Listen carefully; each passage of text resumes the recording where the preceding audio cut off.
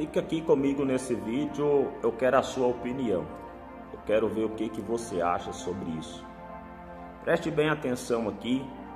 Nesses dois vídeos eu quero falar sobre isso hoje, algo muito sério, para nós refletirmos. Eu vou dar a minha opinião, lembrando que nós temos a liberdade de expressão, de opinião, de opinar.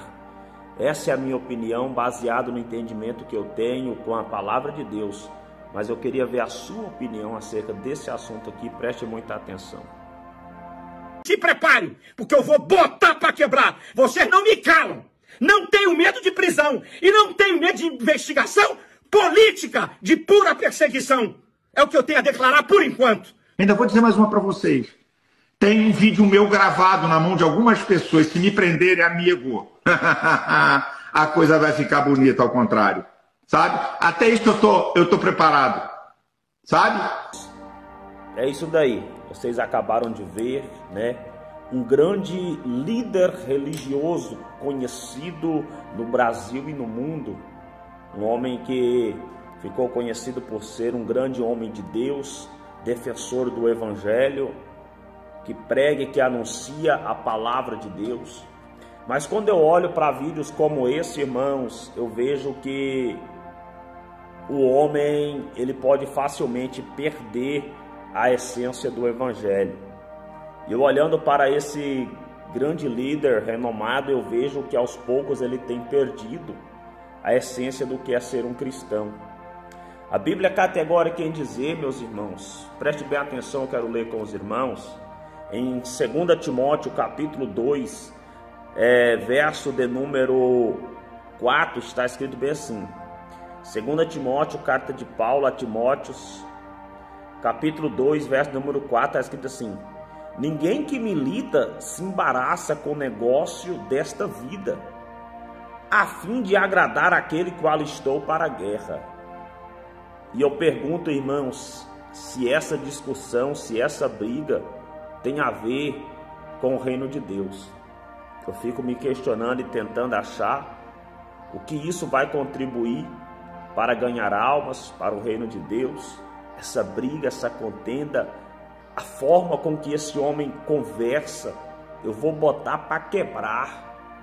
A confiança que ele coloca na sua vingança, dizendo: se vir contra mim eu tenho um vídeo. A confiança dele está em materiais que ele tem, em coisas terrenas. Vemos que ele está em uma guerra que não está em Deus envolvido nela. Ele está dizendo: eu vou quebrar, eu tenho um vídeo. É uma guerra que ele entra totalmente convencido que são seus recursos, aquilo que ele tem que irá o defender. E ele está certo mesmo, só isso poderá o defender, porque Deus não irá o defender nessa causa, porque esta causa não pertence às coisas celestiais. Estas causas são pertencentes a essa vida. Eu sei que muitos talvez vão me criticar, vão dizer: está defendendo eles. Eu não estou defendendo ninguém, não estou defendendo esquerda nem direita, porque o reino dos céus não tem um lado, Jesus não tem um lado.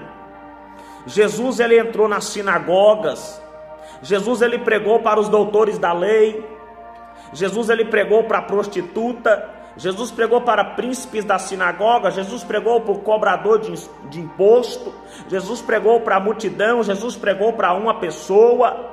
O reino dos céus ele veio para envolver a todos. O evangelho não tem lado. O evangelho se consiste em defender o reino dos céus e a palavra de Deus.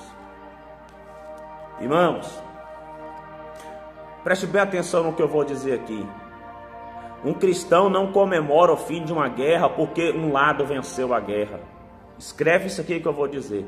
Um cristão não comemora o fim de uma guerra porque um lado venceu a guerra. Um cristão comemora o fim de uma guerra porque ambos os lados decidiram pela paz.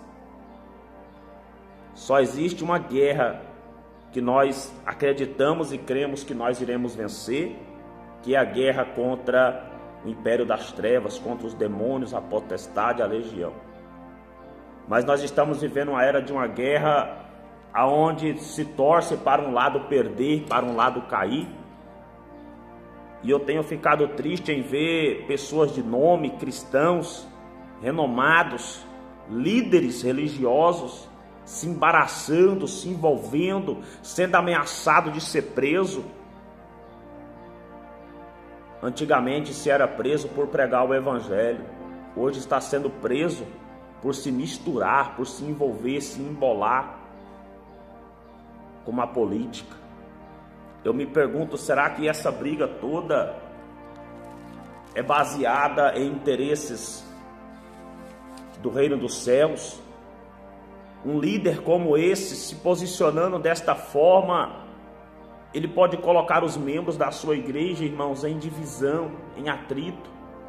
A palavra do Senhor também, em 1 Pedro, capítulo 4, verso de número 15, está escrito assim: que nenhum de vós padeça como homicida, ou ladrão, ou malfeitor, ou que se intromete em negócios alheios.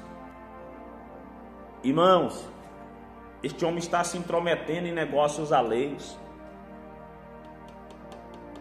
Para lutar por estas causas já tem os senadores, deputados, vereadores, prefeitos. A causa dele é o evangelho, a causa dele é o reino. E nós vemos um homem enfurecido, tramando a sua vingança. Jesus, quando estava pregado na cruz antes de morrer, irmãos, disse: Pai, perdoa eles, porque não sabem o que fazem. Agora nós vemos alguém que incita o ódio, a briga, a discórdia, a rebelião, o partidarismo. Isso não tem a ver com o evangelho, isso não é e nunca foi evangelho. Evangelho anuncia o reino dos céus e anuncia a Cristo como Salvador. O Salvador da pátria não é o A, não é o B, não é o fulano, nem o beltrano. O Salvador é Jesus Cristo. E eu fico olhando, irmãos, e me entristece ver pessoas como essa, que eram para estar pregando o evangelho. Pessoas que conseguem arrastar multidões nas avenidas de São Paulo para falar da política, mas eles não arrastam a multidão para falar de Jesus, para pregar o evangelho. É triste, meus irmãos. Esta é a minha opinião, a minha posição. Nós não fomos chamados para entrar em brigas, em contendas, em discórdias políticas. Não. Temos que pregar o evangelho. Jesus está voltando, irmãos. Sabe por que o cristão vai ser enganado pelo anticristo? Porque o anticristo vai ser um cara que vai resolver os problemas políticos. O anticristo vai ser um cara que vai resolver os problemas, os conflitos políticos. E as pessoas estão tão focadas nos problemas políticos que se aparecer hoje alguém que resolve os problemas políticos, ele vai ser colocado como rei. E é por isso que o anticristo se levantará, porque todos estão esperando um homem que vai resolver os problemas. E quando esse homem se levantar, ele vai enganar muitos. Que venhamos, irmãos, nos despertar, irmãos. Não vamos deixar o nosso coração se corromper. Não se intrometer em negócios alheios. E em Tiago nós lemos que, e em Timóteo nós lemos que, aqui em Timóteo nós lemos que também, preste atenção, nem se embaraça com o negócio desta vida, a fim de agradar aquele que o alistou para a guerra. Eu tenho certeza que por trás desta briga, desta revolta e desta ira deste homem, tem interesses mundanos e terrenos, baseado na sua ganância, baseado no desejo de ser grande. Mas, irmãos, é isso que eu penso.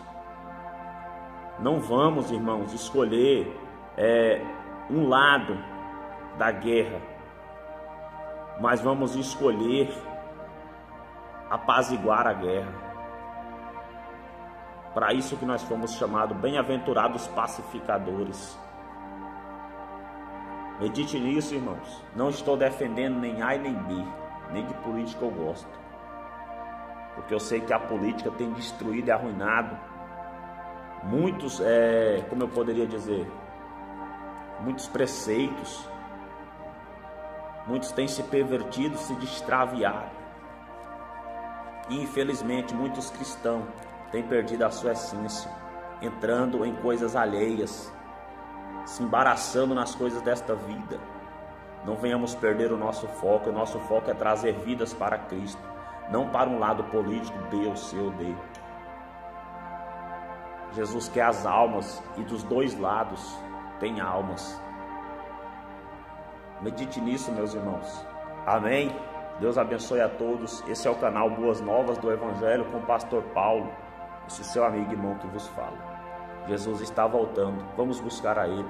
Vamos dar as mãos, vamos orar e crer que o Senhor, como Jó disse, e que por fim o nosso Redentor se levantará sobre a terra. Porque eu sei que o meu Redentor vive e que por fim Ele se levantará. E Ele não é homem nem filho do homem. Ele é o Rei dos Reis, o Senhor Jesus. Se sentir no coração, se inscreva em nosso canal. Deixe seu joinha. Deixe seu comentário, o que você acha. Amém, meus irmãos? Deus abençoe a todos. Fiquem todos na paz do Senhor Jesus.